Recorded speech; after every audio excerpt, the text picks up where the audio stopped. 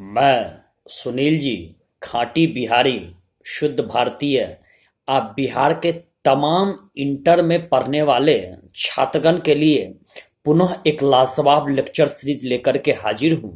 और इस बार inter English के पोएट्री सेक्शन का ये आपका चैप्टर है, और जिस चैप्टर का नाम है कि now the leaves are falling fast. और इसके कवि हैं, पोएट हैं, जिन्होंने लिखा है, उनका नाम है W.H. ऑडेन। W.H. ऑडेन का पूरा नाम विस्टन ह्यूज ऑडेन आता है। इसके पहले मैं आपको तेजी से ये कह देता हूं कि यदि अब तक आपने मेरा चैनल सब्सक्राइब ना किया है तो आप सब्सक्राइब कर ले। ये एक आग्रह है, औपचारिक आग्रह है। वैसे भी ये चैनल बिल्कुल फ्री है, कोई शुल्क नहीं लगता है। और आप कहीं भी बिहार में किसी भी जगह से, आप पूरे बिहार में चाहे किसी भी जिला और किसी भी गांव, किसी भी शहर, किसी भी कस्बे, किसी भी चौक, किसी चौराहे से आप यदि इंटरमीडिएट के 12th के छात्र हैं तो आप सब्सक्राइब कर ले, कोई शुल्क नहीं लगता। आइए हम लोग शुरुआत करते हैं कि सबसे पहले पोएट के परिचय के बारे में, क्योंकि पोएट के परिचय से आपको कई सारी ऑब्जेक्टिव प्रश्न पूछे जाते हैं और जम करके पूछे जाते हैं, और यहां पर आपकी तैयारी पूर्ण रूपेण कंप्लीट होनी चाहिए। तो विस्टन ह्यूज ऑडेन, इनकी जन्म 1907 में हुई थी। इनका जन्म यॉर्क एक शहर है, वो ब्रिटेन में पड़ता है, वहीं पर इनकी जन्म हुई थी। लेकिन इनकी मृत्यु, याद रखिएगा, इनकी मृत्यु ऑस्ट्रेलिया नहीं, ऑस्ट्रिया वियना में हुई थी, और 1973 ईस्वी में इनकी मृत्यु हुई थी।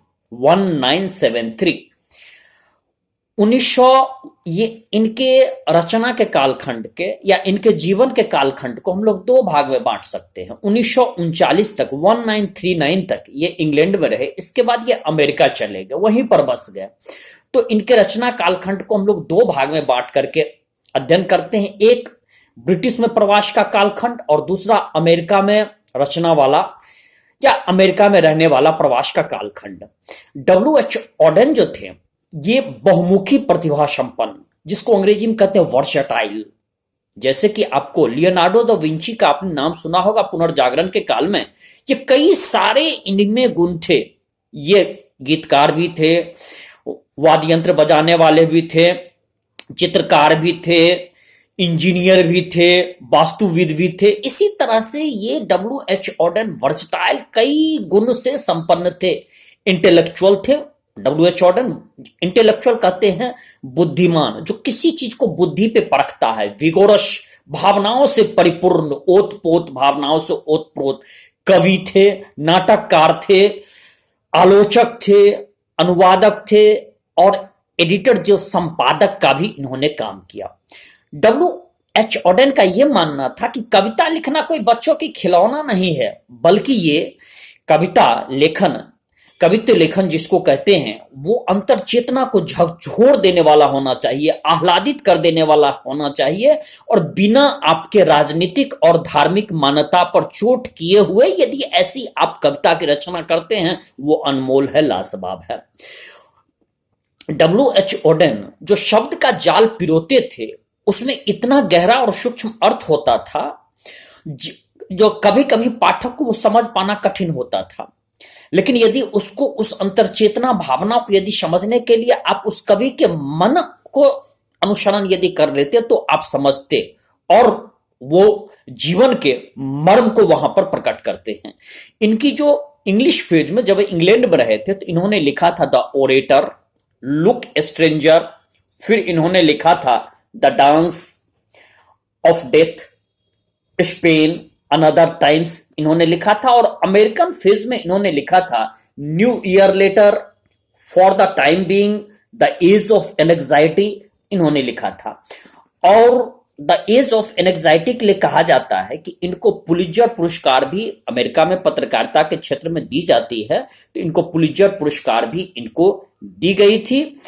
और now the leaves are falling fast के बारे में अब हम लोग ये जाने कि व्यक्ति के जीवन के संदर्भ में चाह या फिर इच्छा या फिर जिज्ञासा या फिर कुछ ऐसी इच्छाएं जो ना पूरी हो पाती है, उसके बाद जो निराशा आता है, व्यक्ति अंत में अकेलापन जो महसूस करता है, और और उस अकेलापन महसूस करते करते वो मृत्यु और सदगति प्राप्त करता है, दुनिया छोड़ जाता है। उसी पर ये लिखी गई आपको पोएम है, now the leaves are falling fast. Start हम लोग करते हैं प्रत्येक स्टेंजा का अध्ययन करते हुए और तब देखते हैं। Now the leaves are falling fast, nurses flowers will not last, nurses to the graves are gone and the prams go rolling on.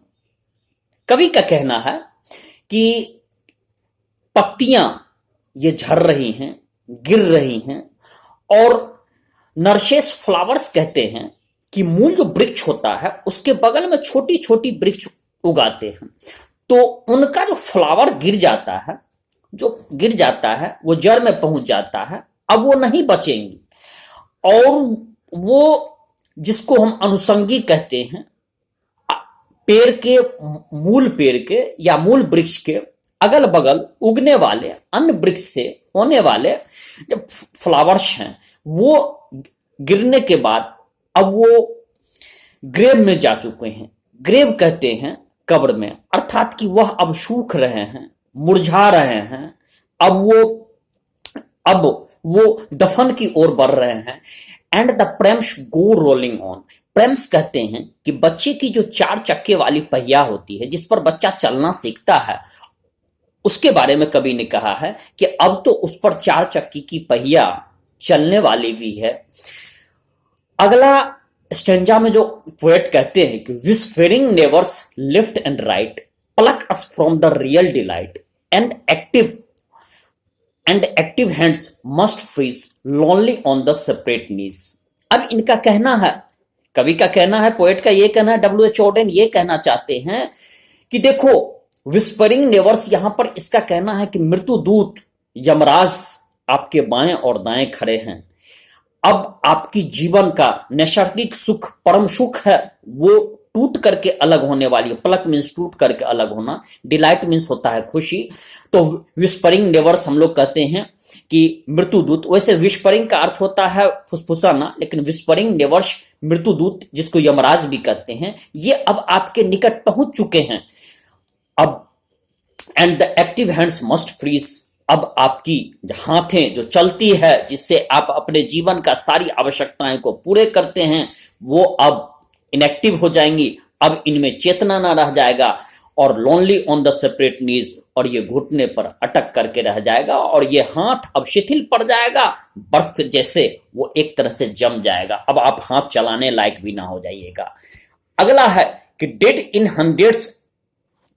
Hundreds at the back, follow wooden in our track, arms raised stiffly to reprove in false attitude of love.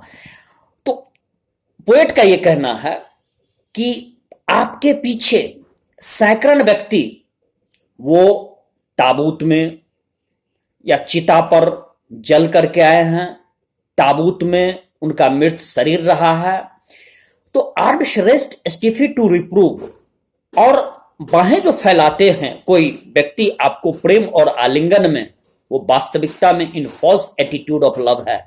ये वास्तविकता में एक प्रेम का माया जाल है, ये इसमें कोई सत्य या मूल अस्तित्व नहीं है। वास्तविकता कवि ये कहना चाहता है कि हर व्यक्ति यदि वो आपसे नहीं जुड़ा हुआ है, व्यक्ति यदि जुड़ा रहता है तो वो आवश्यकताओं से जुड़ा हुआ है। जिस दिन आपसे आवश्यकताएं पूरी हो जाएगी, व्यक्ति का रिश्ता आपसे खत्म हो जाएगा। जब आप उसके लिए आवश्यकताहीन हो जाइएगा तो आपसे वो रिश्ता तोड़ लेगा। तो पोएट का ये कहना है, बिल्कुल सही कहना है। कलयुग में ऐसा ही है। कलयुग में अभी वर्तमान के समय में आप देखिएगा कि जिस व्यक्ति से आपका लाभ समाप्त हो जाता है, यदि व्यक्ति जुड़ते हैं तो वो क्षणिक लाभ के लिए, शायद ही कम व्यक्ति होंगे जो सिद्धांत के लिए जुड़े हों।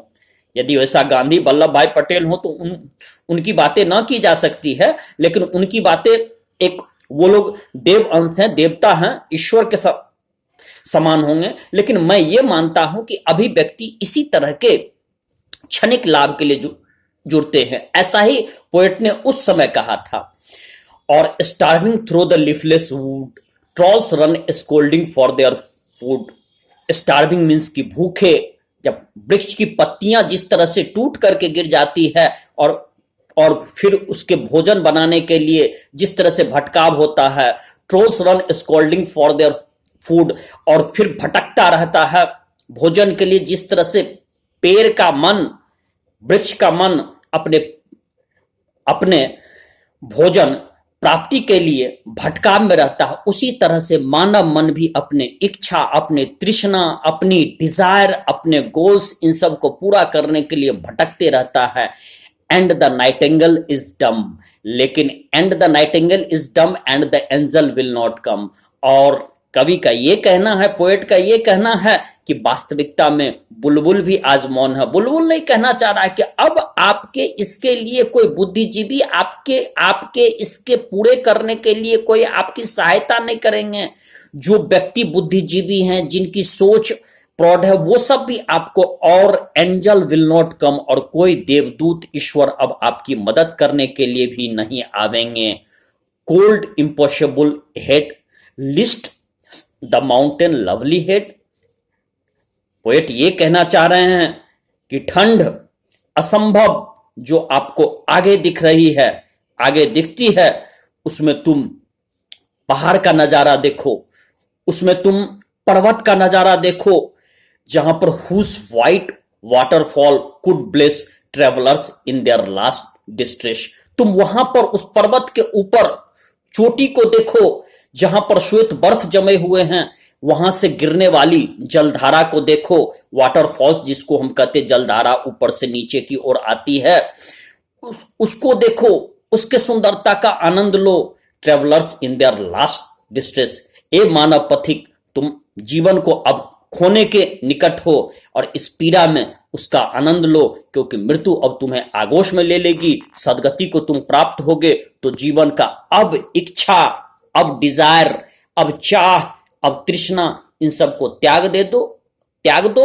और अपने जीवन के इस मूल तत्व को, सुंदरता, नैसर्गिक आनंद और अपनी आंतरिक इसको अपने, और अंतिम में जो तुमको पीड़ा है, जो डिस्ट्रेस है, इसको पथिक, मानव पथिक, इसको तुम त्यागो और उसका आनंद लेकर के और मृत्यु को वरण कर जाओ। वास्तविकता में पोएट यहां पर आपको अपने जीवन के उस काल, उस खंड के बारे में बतला रहा है कि मनुष्य जन्म लेता है, फिर बाल्यावस्था में होता है, फिर युवावस्था में आता है, फिर प्रौढ़ावस्था में आता है, और फिर वृद्धावस्था में आता है, और इस दुनिया से चला भी जाता है।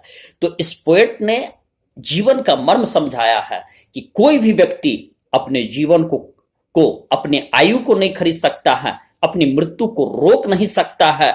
इसलिए आप अपने जीवन के आप रोते हुए आए हैं, और आप इच्छा और तृष्णा लेकर के यदि जा रहे हैं तो ये आप अपनी पीड़ा को लेते ही जा रहे हैं, लेकिन मृत्यु आएगी ही, आपको आगोश में ले ही लेगी और आपको लेते ही चले जाएगी। इसलिए आप अपने भीतर के अंदर को तृष्णा, अपने मोह, अपने माया, इन सब को त्याग दे। यही आपका now the leaves are the falling fast, इसका भावार्थ है। और इस तरह से मैं सुनील जी, अब आप बिहार के इंटर के छात्रों से आपसे विदा ले रहा हूं, और पुनः मैं आपसे आग्रह कर रहा हूं कि अब तक यदि आपने मेरा चैनल सब्सक्राइब नहीं किया है तो आप सब्सक्राइब कर ले, बिल्कुल फ्री है। और आगे मैं आपको और भी पोएट्री की अन्य सीरीज भी आपको प्रस्तुति दूंगा, और अंत में मैं लाजवाब आपको ऑब्जेक्टिव क्वेश्चंस जो आपको एक एक टेप करा दूंगा, याद करा दूंगा, और आपको मैं वादा करता हूं कि आपको 80 से 90% अंक आने में इसकी महत्वपूर्ण भूमिका होगी। जय बिहार, जय भारत।